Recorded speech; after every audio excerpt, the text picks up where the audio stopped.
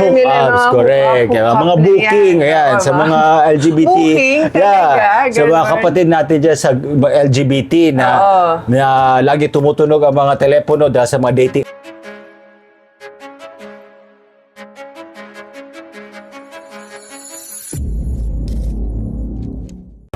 Hello mga kakausapang El, welcome back po. Na-miss niyo po ba kami? Narito na naman po kami, no? Si former Judge Jing Uyenko Nolasco. At syempre pa po, hindi po pwedeng mawala. Na-miss ko rin. Sobrang tagal na po kasi namin hindi nakita. Si Attorney Al Jumrani. Yes, hi Judge Jing. Yes, na-miss din kita Judge at na-miss din natin ang ating mga kausapang L. Ayan, mas maganda siguro kausapang L kaysa ka-L. Ka-L, oo nga, kausapang L. Tama, kausapang L. Kasi at least, ano siya, ibig sabihin, nanunood at kausap natin sila. Yes. Ayan. Ano nga ulit ang usapang L? Usapang L, life, love, and the law. Ayun, life, love, and the law. So pag-uusapan natin dito ay tungkol sa buhay, tungkol sa pag-ibig, at tungkol sa batas. At meron pa rin ibang mga L. Marami pang mga L dyan. Mga mas specific. Abangan nyo lang kung ano yung mga L na yan. Oo. Pero ngayon, ano ba ngayon, ang pag-uusapan natin ay love. So yung isang L dyan ay love. So pag-uusapan natin ang issue or ang bagay tungkol sa love, pero kakaibang aspeto ng love. Ito yung sasabi nilang toxic love. Pero toxic siya. Bakit nga ba siya naging toxic? Kasi naging toxic siya kasi may sapilitang nangyayari. Ayun. So ano nga ba? Kaya nga ang pamagat na ating episode today, mga kausapang L, ay no means no, stop means stop. Di ba? No means no, stop means stop. So ano nga ba itong no means no, stop means stop natin, Attorney Al, no? Well, hindi lang ito tungkol sa respeto sa partner. Itong episode natin ay hindi lang patungkol sa respeto ng mag-partner sa isa't isa. Pag-uusapan din natin yung consequence ng pagpipilit, lalo na pagdating sa intimacy. Ayan. Is it limited to the sexual act? Or does it also include lewd acts? Like halimbawa, yung paghahawak sa mga masiselang parte ng katawan. Siguro kasama pa rin, di ba? Kasi nga, sasabihin ko pa nga lang doon, yung pagdating sa intimacy, hindi siya limited doon sa parang romantic lang na lens. Kasi parang baka ano lang natin, boyfriend-girlfriend lang, or partners, couples, hindi po gano'n. No? Kahit po yung mga, yun na, pwede siguro pati yung lewd acts, or kaya one night stand, o kaya yung mga casual lang, o lahat po yun. Basta ang pag-uusapan natin dito ay yung consent, no? Yung consent at saka yung lack of consent at ano ang epekto pagka nawala yung consent na yon. Kasi tandaan po natin mga kausapang L, hindi porke na ako may relasyon, di ba? Hindi porke may relasyon, automatic na may consent na sa lahat ng mga bagay, di ba? At speaking of consent, ang may bago na tayong batas. Masahe pa ba natin bago ang Republic Act 11648? Medyo bago pa to, no?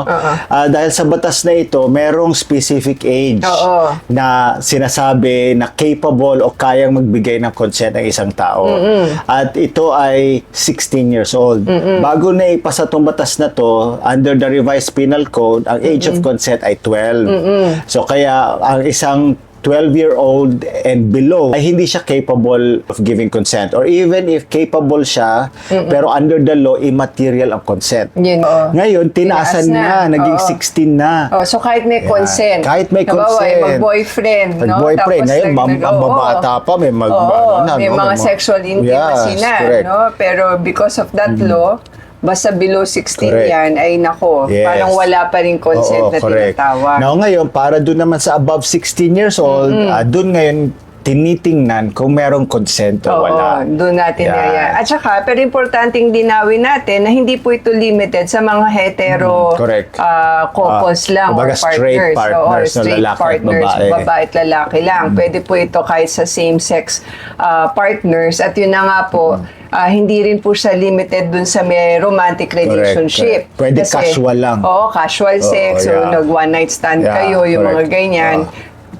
Importante pa rin po doon yung tinatawag na consent. Correct. At yun saka, hindi lang to limited doon sa sexual act. Oo. Meaning to say yung carnal knowledge. Kasama rin dito yung mga lewd acts. Kaya ang importante po, mga kausapang El, tatandaan po natin ito, no? No means no, no? No means no. Hindi po yan no means sige pa. Yeah. Hindi yan, no? Kasi yung iba akala ganun na parang pag nag-no, akala parang nang titis lang or na hindi totoong ganun. Yeah. Pero no means no po yun. Or half joke. Oo, diba? or half joke lang yan. It's simple, pero powerful po yung statement na yan na no means no. Correct. Kapag sinabi ng partner, whether romantic long-term partner or casual partner, na ayaw na, tapos na yun. Hindi na po talaga, that's no. Correct. Wala pong negotiation, dapat doon, wala rin pong pilitan dapat. Tama. And under the law, again, nabagitan natin kanina, kapag walang consent, pwede itong pumasok bilang sexual assault or rape or even acts of lasciviousness. Yes. Yan. At hindi excuse yung akala ko kasi game siya, Oo. akala ko kasi gusto niya rin, Oo. akala ko kasi kami na, Oo. diba? Oo. Huwag po mag-assume. Oo. Kasi sabi nga ng Supreme Court, dapat yung consent ng tao ay malinaw, voluntary, at ongoing. Tama. Nako, yan. Paki-explain Ang po, ganda. Judge, Oo. nung sinasabi dapat ongoing yung Ang consent. ganda nung sinabi mo na yun, Attorney Al, about ongoing, no? Yung emphasis mo dun sa ano ng ongoing. Kasi kung minsan, sa simula, meron nga nung consent na yun. Tapos, Pumayag sa simula. Pumayag sa simula, may consent, pero biglang in the middle, for example, bawa, nasaktan or biglang nagbago isip, natakot, whatever, nagbago yung isip ng isa. Correct. So pagka ganun, yung consent na binigay sa umpisa, naputol na. Correct. 'Di ba? So nawala na. Doon naman papasok yung stop means stop. Kasi pag sinabi nung isa, kasi nga for whatever reason, Yes. ayaw na niya, natakot siya or nagbago isip niya o kaya nasaktan siya. Yeah. Tapos sabi niya, tama na, ayoko na. Yun, stop. Pag sinabing stop, stop means stop. Yun. Correct. And dapat tandaan, it's never wrong to say no or stop. Yeah, O, oo. wag pong mag-isip na, naku, baka magalit siya or Yes. baka masaktan siya, mapahiya siya pagka sinabi kong tama na. If you are hurting, Yes. or if you have a change of mind, yeah, basta if you feel na hindi mo na gusto, kaya it's okay to say no. It's Yes. okay to say stop. Yes. Kasi nga, remember that consent is not a one-way ticket. Oo. Ibig sabihin, two-way ticket siya. Oo. And also, Di rin- pwede rin Oo. itong bawiin. Yes, tama. Anytime. At kapag binawi, obligasyon ng partner na tumigil. Tama. Otherwise, again, tulad sabi natin na merong criminal liability. So sana ito maging a constant reminder na there is always liability, criminal liability for acts against the consent of a person. Tama. So kaya, kung nire-respeto natin ang sarili nating free will, dapat irespeto din natin ang free will ng iba. Correct. At dagdag pa, hindi Oo. kesyo may relasyon kayo or mag-asawa Mag-asawa, kayo, lalo na sa mag-asawa. lalo na sa mag-asawa, wag niyo po iisipin na meron ka ng right or lisensya or Parang- anytime pag gusto mo, O di ba? lifetime pass na pagka Correct. gusto mo ng access sa asawa Oo, mo. you could maybe as husband and wife be intimate, Oo. pero talagang pag merong pagkakataon na ayaw, wag pong pilitin. Yes, kasi pagka, Marital rape na ang Yun. tawag dyan at meron po tayong kaso dyan. Oo, ang meron. Republic versus Humawa.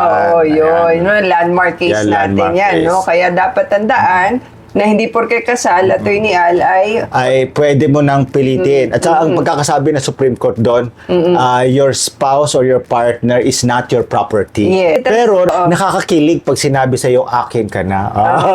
Pero- Ibig sabihin, ginawa ko property. Oo nga. Pero yan, nakakakilig yun. Pag sinabi, Oo, akin ka lang ha. akin Hindi ka ka na lang, pwedeng ha. makuha Yes, ng iba. yes. So mukha kang property doon. Pero hindi. Pagdating sa intimacy, you are not your partner's property to be used at his own will. oo. Or Pero yung respect for the person, nandun pa rin. And again, consent is very important. Yes, that's true. Oo. Okay. Now, Attorney Al, paano naman natin to itatranslate sa ating everyday life? Ano nga Yes. ba ang duties ng mga partners? Okay, so una po, respect boundaries. Yes. So kung sinabi ng partner mo na ayaw niya sa isang bagay, huwag pong pilitin.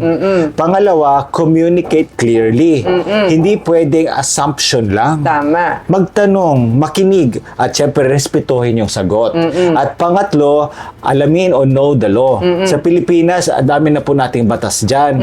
So sana naman itong mga batas na to ay maging deterrent, no? Ibig sabihin, makapagpigil sa may mga nagpaplano na suwayin itong konsepto ng consent. Ito yung Anti-Rape Law, the Safe Spaces Act, Tama. at saka ang Anti-Violence Against Women and Their Children Law. Tama, oo. Yan.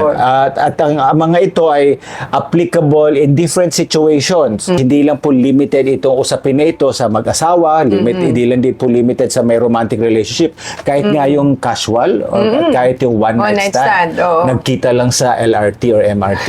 Talagang junod talaga. Diba? Parang hook up sa mga term nila. Hook-ups, correct. Hook up Mga na booking, yan. ayan, sa mga LGBT. Booking, talaga, Sa mga ganun. kapatid natin dyan sa LGBT na lagi tumutunog ang mga telepono dahil sa mga dating apps. No? So, pag mga may booking ganyan, tandaan nyo po, kahit na you knew what you're getting into, Yes. kasi nga, that's the point of these apps, pwede pong magsabi ng no. Yes. No? Pwede pong tumanggi. Pwedeng tumanggi at kahit na meron ng pagpayag sa umpisa, Yes. pwede ring or magbagong isip at magbagong magsabi isip. na tigil na, ayoko Correct, na. correct, Yun. yes. Ngayon, Attorney Al, let's bust some myths naman para Ayan. mas malinaw sa ating listeners. Ano Kumbaga, nga ba fact to? or myth to, Oo, diba? So, oo. Fact check, unang-una, ganyan, fact oo. check. Dapat talaga lagi tayo nag-fact check. So, myth number 1, consent is automatic in marriage.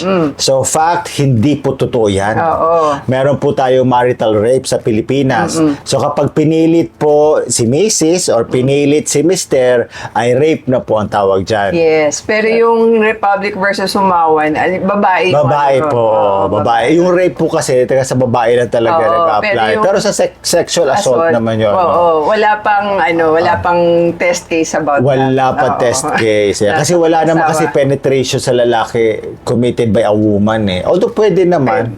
Pwede naman. Kaya nga maganda. Wala pa po. Basta wala pa po tayong case about Wala pa talaga case. Pero Oo. nasa batas na po yan. Yes. Pero hindi namin po kayo inaanyayahan na subukan nyo ha. Ito ang sinasabi nga namin sa inyo na consent is not automatic in Yes, marriage. Kasi okay. meron tayong batas laban dyan. Okay.